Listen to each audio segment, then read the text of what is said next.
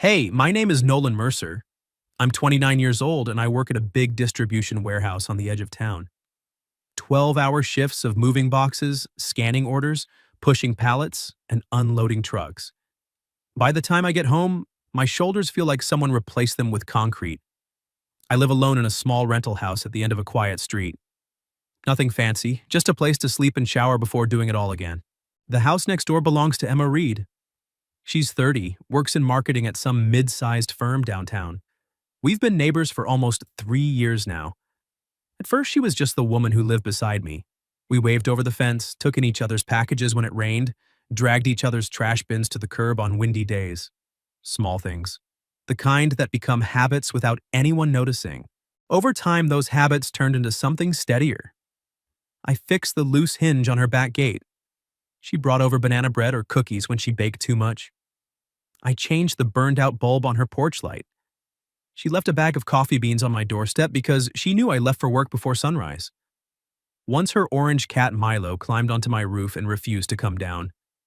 I had to get the ladder while Emma stood below, worried out of her mind, calling his name like he was a child who'd run into traffic.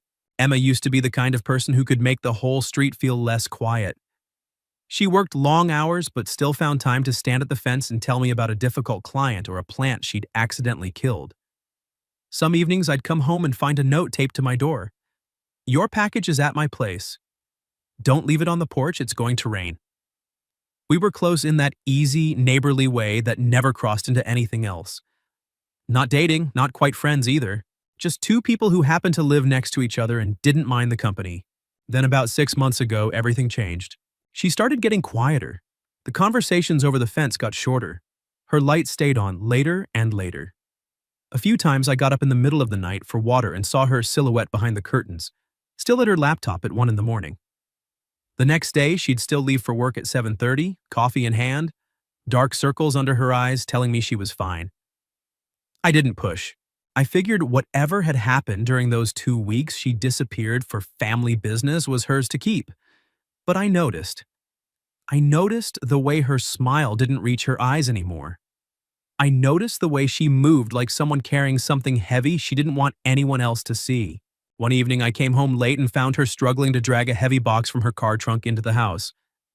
I crossed the lawn and carried it inside for her. The box was full of files, old notebooks, and a few picture frames turned face down. Her living room looked messier than usual. Laptop open on the coffee table, cold coffee cup, sticky notes everywhere. She stood beside me looking embarrassed. "Thank you," she said quietly. "I've been a little overwhelmed lately." I set the box down near her desk. "No problem. If you need help moving anything else, just say the word." The next morning there was a small box of cookies on my doorstep with a note. "Thanks for yesterday." I ate every single one after my shift, even though they were a little dry. When I saw her that evening, I told her they were good. She gave me a small smile, but it was tired. Something in it had dimmed. After that night, I started paying closer attention. Not out of curiosity, out of a quiet kind of worry. The kind that sits in your chest and tells you, if you look away for too long, something important might slip through the cracks right beside you. The first real sign came on a cold night in late fall. I had just fallen asleep after a brutal shift when a sound outside woke me.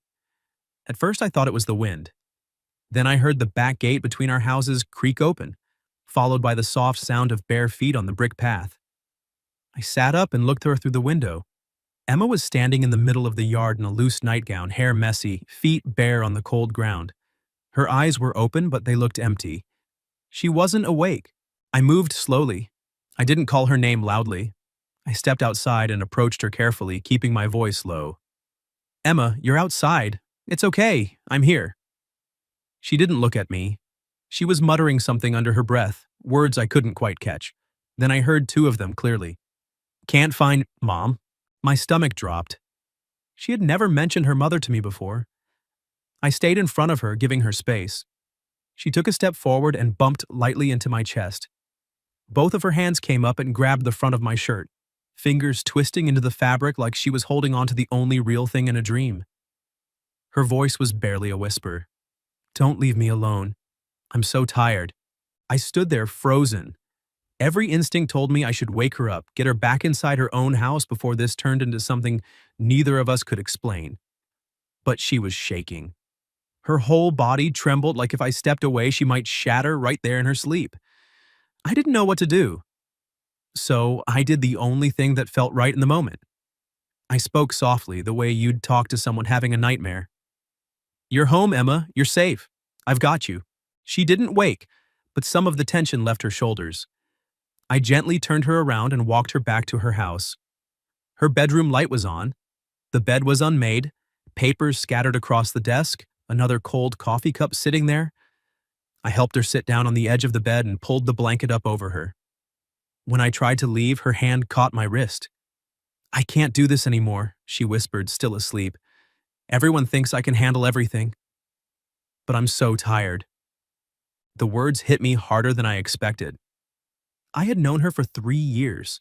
I had fixed her gate, changed her light bulbs, rescued her cat, and somehow I had missed how much weight she was carrying. I stood there in her bedroom, looking at a woman I thought I knew, and realized I didn't know nearly enough. I tucked the blanket higher and spoke as gently as I could. "You don't have to do anything right now, just sleep." She let go of my wrist. I waited until her breathing evened out, then I left, locking her door behind me. Back in my own house, I couldn't sleep. I kept replaying the sound of her voice saying she couldn't find her mother. Kept thinking about those 2 weeks she vanished. About the late nights and the tired smiles and the way she kept insisting she was fine when she clearly wasn't. I had been right there the whole time, right next door, and I had let her carry it alone. That thought sat heavy in my chest until the sky started to turn gray outside my window. I didn't know what was going to happen next. I didn't know how deep this went or what she had been through. But I knew one thing for certain. I wasn't going to look away again. I didn't sleep much after that night. Every time I closed my eyes, I heard her voice in the dark, small and broken, saying she couldn't do it anymore. By the time the sun came up, I was already on my second cup of coffee, staring out the kitchen window at her house like it might give me answers. Around 8:30, I heard her front door open. I stepped onto my porch to grab the newspaper, and there she was, standing on her front steps with a mug in her hands. She looked like she hadn't slept either. When she saw me, her whole body went still. The expression on her face wasn't the usual tired smile. It was something closer to fear. "Nolan," she said carefully, like she was testing the ground before taking a step. "Did I do something weird last night?" I didn't want to embarrass her, but I also didn't want to lie. I kept my voice calm. "You went outside, sleepwalking." Her face lost color. She set the mug down on the porch railing like her hands weren't steady enough to hold it. "Outside? How far?" "Not far. You were standing in the yard between our houses. I brought you back inside." She pressed both hands to her face for a second, then dropped them. Her voice came out tight. "I'm so sorry. I didn't mean to bother you. I don't even remember any of it." "You didn't bother me," I said. "You were asleep. But I'm an adult. I can't just wander around in the middle of the night and expect my neighbor to babysit me." The word babysit made something in my chest tighten. I hated how ashamed she sounded. "Emma, you didn't choose this, but you need to know it's happening." She went quiet for a long time. Then she asked, barely above a whisper, "Did I say anything?" I hesitated. That hesitation told her everything. She gripped the railing like she needed something solid to hold on to. "I always say things when I sleepwalk," she said. "Weird things. Things I don't want anyone to hear." I answered gently. "You said you were tired, that everyone thinks you can handle everything, but you can't anymore." She didn't move. The look on her face wasn't just embarrassment anymore. It was the look of someone who had just been seen exactly where they'd been trying hardest to hide. She turned her head away, voice low. "I didn't mean to say that out loud." "I know," I said, "but that doesn't make it any less true." She looked back at me then. Her eyes were a little red. For a moment, I thought she might cry right there on her porch, but she swallowed it down. "You don't know what I've been through." "No," I admitted. "I don't. But I know what it looks like when someone's been holding it together for too long." That stopped her from arguing. She told me she used to sleepwalk sometimes as a kid, but it had been years. After everything that happened with her family a few months ago, it came back worse than before. She didn't give me details, and I didn't ask. I just offered to come over that evening and add a higher latch on her back door, plus a small bell that would ring if the door opened. At least then, if she tried to go outside again, there'd be some kind of warning. She didn't say yes right away. She just looked at me for a long second, like she was trying to decide whether to let someone see how bad things really were. Okay, she said finally, if it's not too much trouble. That night I showed up at her door with my toolbox. She held the flashlight while I worked, quiet in a way that felt heavier than usual. I installed the new latch high enough that she'd have to reach for it even half asleep, and I hung a small bell on the handle. When I tested it, the sound was soft but clear. Before I left, she stared at the bell and asked, "What if it rings in the middle of the night? Then I'll know you need help." She looked at me for a long time, then she said, almost too quiet to hear, "You don't have to do this." "I know." Her voice dropped even lower. "But thank you." The days after that felt different. Not dramatic, just closer. She started texting me when she knew she'd be working late. I left a container of leftover chili on her doorstep when I noticed her light still on past midnight. She responded in her own way. A fresh cup of coffee waiting on my porch on mornings I had early shifts. My trash bin pulled up close to the house before a storm. Short messages that said more than they seemed to. "I'm home, door's locked." We never talked about what any of it meant. We just kept showing up for each other in these small, quiet ways. The sleepwalking didn't stop. Some nights the bell rang, and I'd cross the yard to find her standing in her living room, eyes open but empty, whispering about deadlines and meetings and reports that weren't finished. I'd say the same thing every time. "Emma, you're home, you're safe."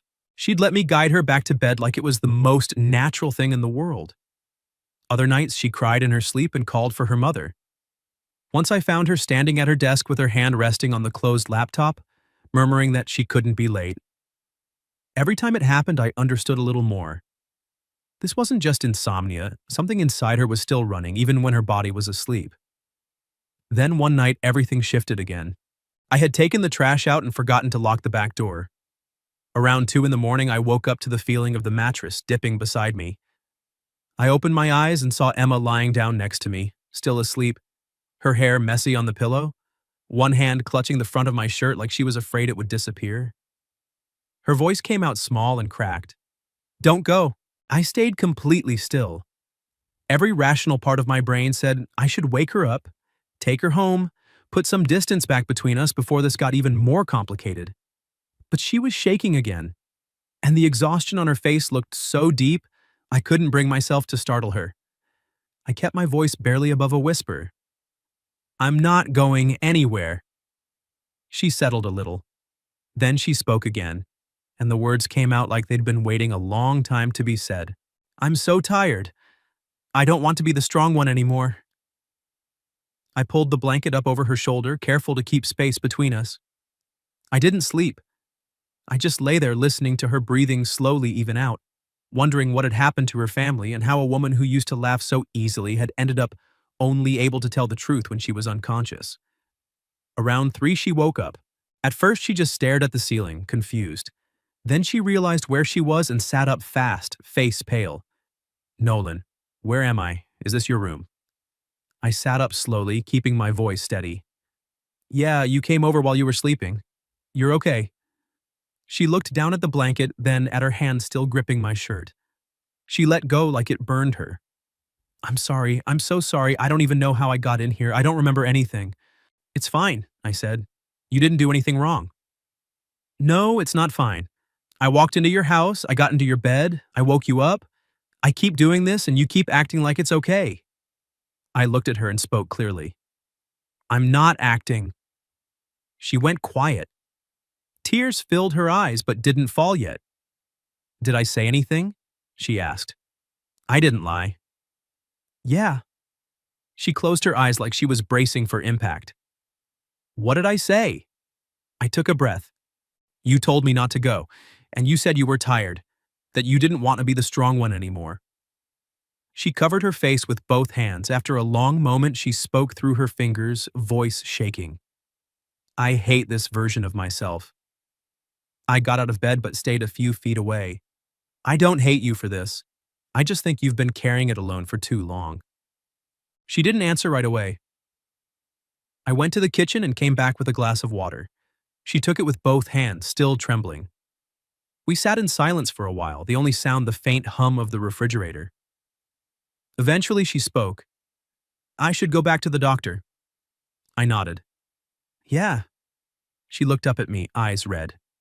Would you go with me? I answered without hesitation. Of course. She stared at me like she wasn't sure she'd heard right.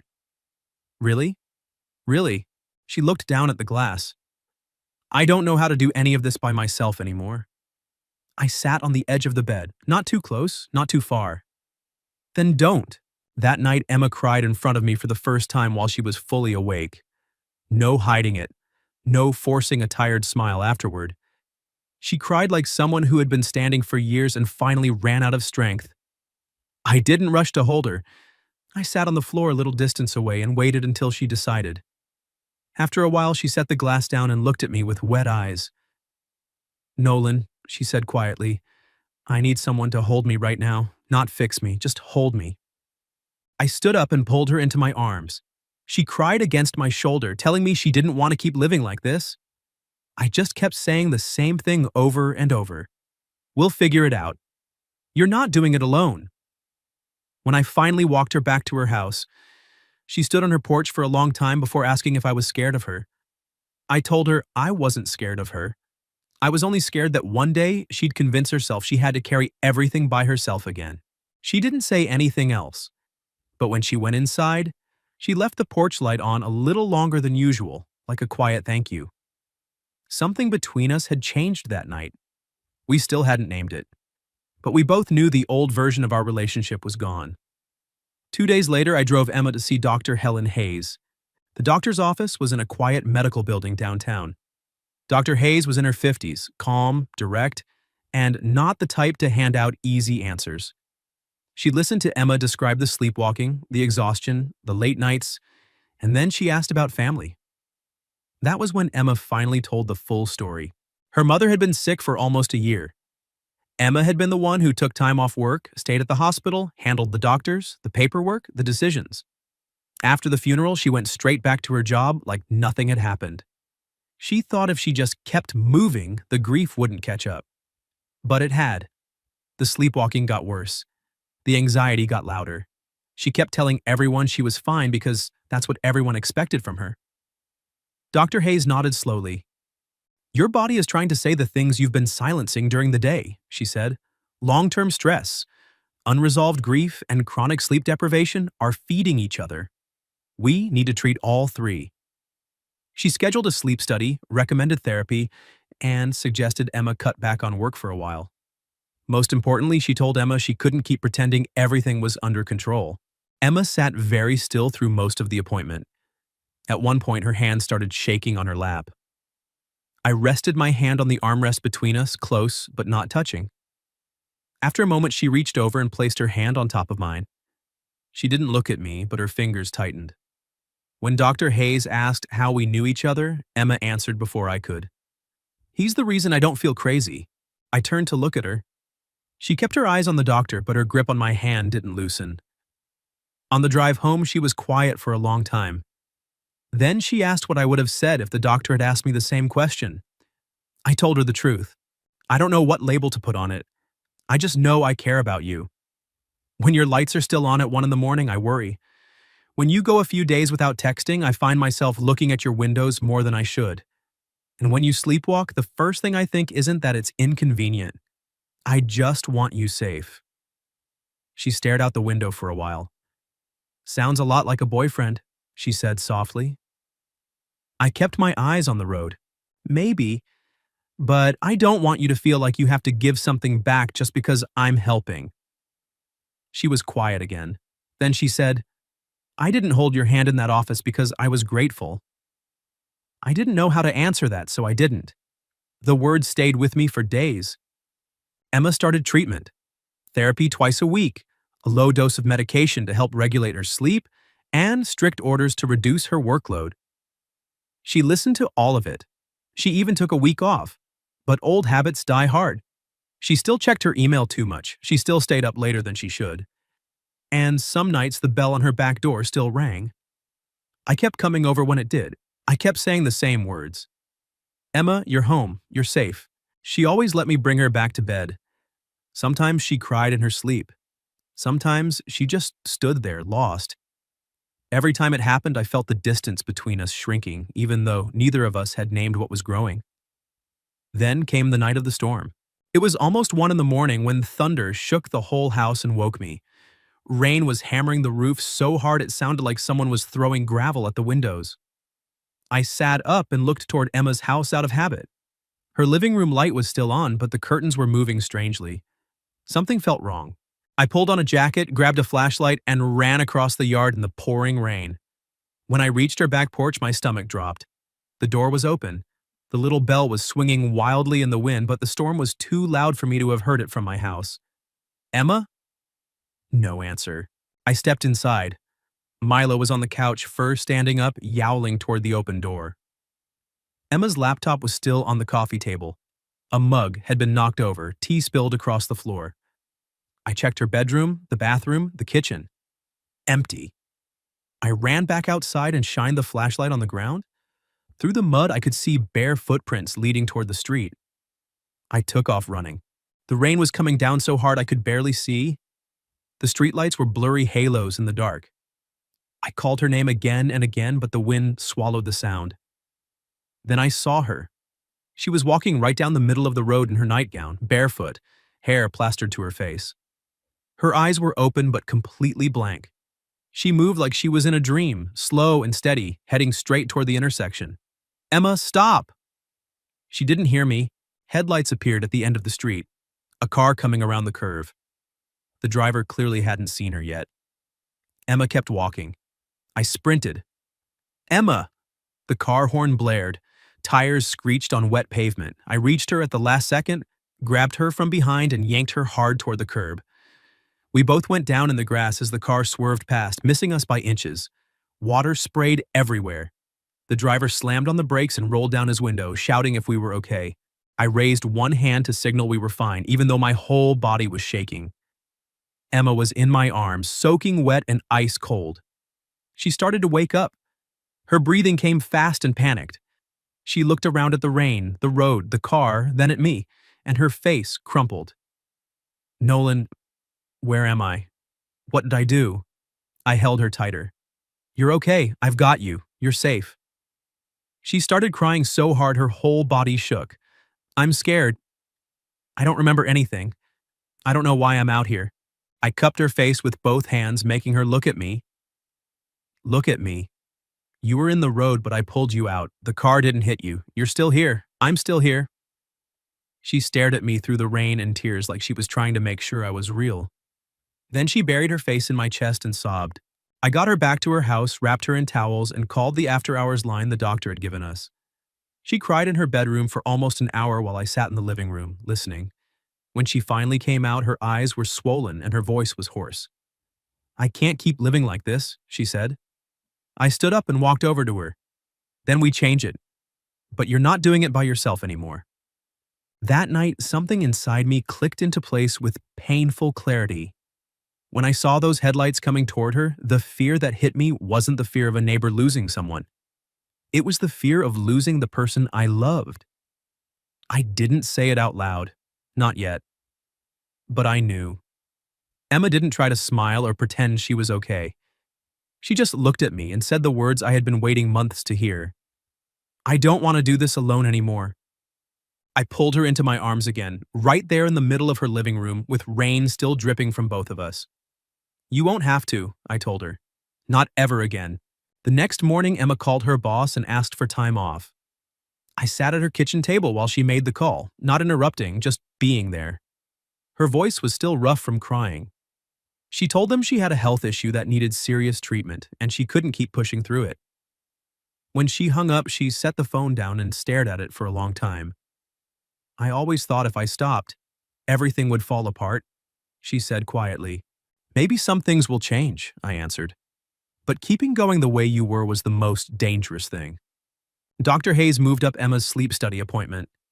Therapy started twice a week. She adjusted her medication, cut her workload in half, and was told she shouldn't sleep alone for the first few weeks. Emma hated the last part the most. She didn't want to feel like a burden, and she especially didn't want me rearranging my life around her. I told her clearly that I wasn't staying because I felt obligated. I was staying because I wanted her safe, and because I wanted to be near her. For the next couple of weeks, I slept on her couch. She slept in her bedroom with the door slightly open and a louder bell on the back door. Every night before bed, we checked the locks together. At first, she checked them 3 or 4 times. After a while, she checked less. One evening, she stood in the doorway of the living room, watching me spread a blanket on the couch, and asked, "Are you sure you're not tired of this?" "If I'm tired, I'll sleep," I said. "You don't need to apologize for trying to get better." She didn't answer, but her eyes got glassy. She had spent so long apologizing for needing anything at all. Now she was having to relearn that asking for help wasn't failure. Slowly, she started telling me more. She told me about the last months of her mother's life, about how everyone in the family had looked at her like she was the strong one, the one who could handle it. So they kept giving her more to carry. She told me there were days she had been so exhausted she almost wished it would all just end, and then hated herself for thinking it. I didn't interrupt. I didn't tell her she shouldn't have felt that way. I just sat beside her and let her say it all. One night after a therapy session, she came over to my house. She didn't bring cookies or coffee like she used to. She just stood on my porch looking tired and asked if I was busy. I let her in. She sat on the couch for a long time before she spoke. Today, the therapist asked me what I'm most afraid people will see if I'm not strong all the time. I sat across from her. "What did you say?" She looked down at her hands. "I said I'm afraid they'll see that I'm empty." I was quiet for a moment, then I said, "I don't see you as empty. I see you as tired. Those are two different things." She looked up at me. After a while, she leaned her head against my shoulder. This time, she was fully awake. No sleepwalking, no panic. She chose to stay close. "Next to you," she said softly. "I don't have to perform anymore." "I'm glad," I answered. She was quiet for a long time. Then she asked, "Are you scared it might take me a long time to get better?" "I'm not waiting for a perfect version of you," I said. "I just don't want you to disappear from yourself again." That made her cry, but this time she didn't try to hide it.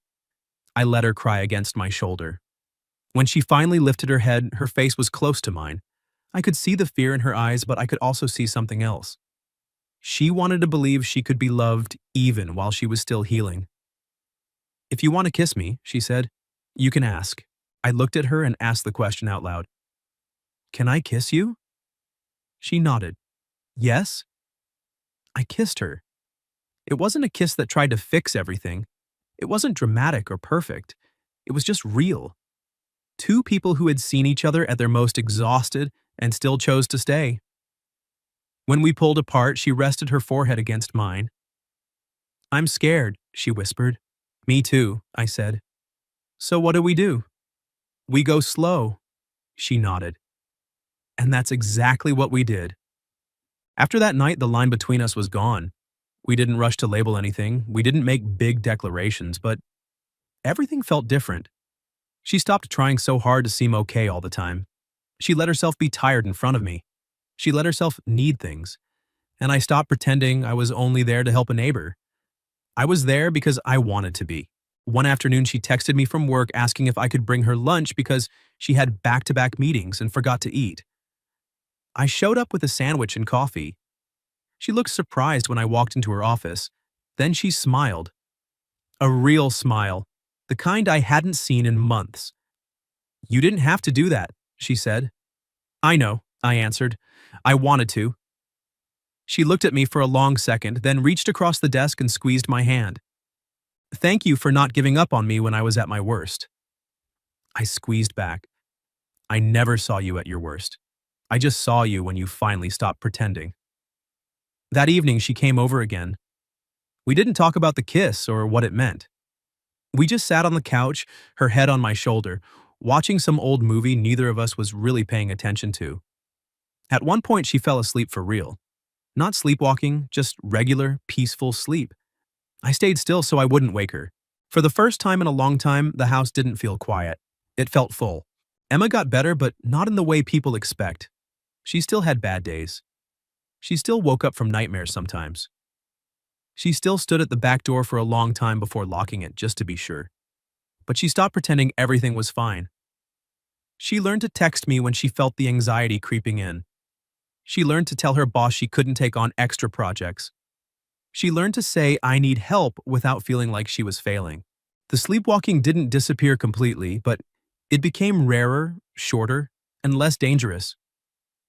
Some nights the bell still rang and I would cross the yard to find her standing on the porch in that half-awake state. But now when I said her name, her face would soften faster. Some nights she woke up in the middle of the yard, confused and scared. I would hand her my jacket and say, "It's okay, you didn't go far." One night she stood at the gate between our houses, hand resting on the latch, eyes open but unfocused. She whispered my name like a question. "Nolan?" I stepped closer. "I'm here." Even though she was still asleep, her body relaxed at the sound of my voice. Our relationship grew in quiet ways. I fixed the loose doorknob on her kitchen cabinet. She brought over a pot of soup when I caught a cold. I helped her hang new curtains because she said my house looked a little cold. She helped me pick out a better coffee maker because she was tired of me drinking the cheap stuff. One evening, she stood on my porch holding 2 mugs and asked, "I made extra. Do you want some?" I took the mug. "Yeah, thanks." A year later, Emma moved in with me, not because she needed someone to watch over her. She moved in because she wanted to. She kept her old house as a studio and workspace because she said she still needed to feel like she could stand on her own. I understood. So we left the gate between the 2 houses open during the day. It became less of a boundary and more of a path.